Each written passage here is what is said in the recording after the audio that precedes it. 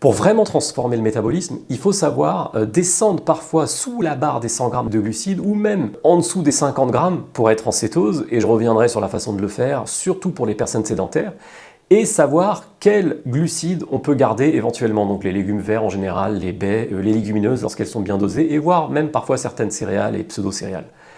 Et enfin, savoir quand les consommer. Il y a une question de timing.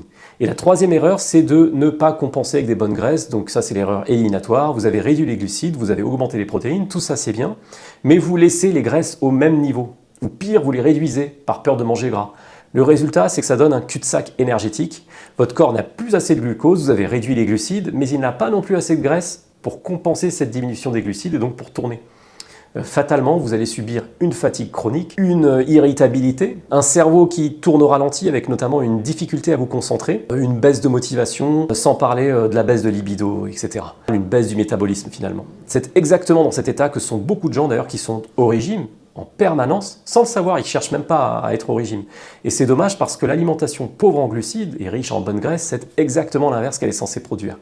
Quand c'est bien fait, vous êtes censé avoir une énergie au plafond, une vitalité normalement qui est assez hors norme, une libido généralement débordante et une clarté mentale inégalée. Et sans parler de la motivation, de l'enthousiasme au quotidien. Donc ça nous amène là au sujet central, celui autour duquel je tourne depuis le début de cette formation, à savoir du coup l'alimentation cétogène ou keto en anglais ou encore low carb, high fat, pour faible en glucides et riche en graisse. C'est une alimentation qui est donc très riche en graisse, 60 à 75% des calories doivent provenir des lipides pour apporter de l'énergie.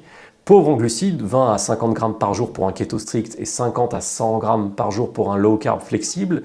Et je vous expliquerai quel est le mieux selon votre cas de figure. Et enfin, le keto, c'est un régime qui est modéré en protéines, entre 1,2 et 1,6 grammes par kilo de poids de corps et par jour. Et le but, c'est de pousser votre corps à rentrer en cétose, c'est-à-dire produire de l'énergie à partir des cétones. Et les cétones, c'est un carburant ultra efficace pour votre cerveau, vos muscles. Et c'est un carburant que votre corps va produire à partir des graisses alimentaires que vous lui donnez ou des graisses de réserve que vous avez en stock.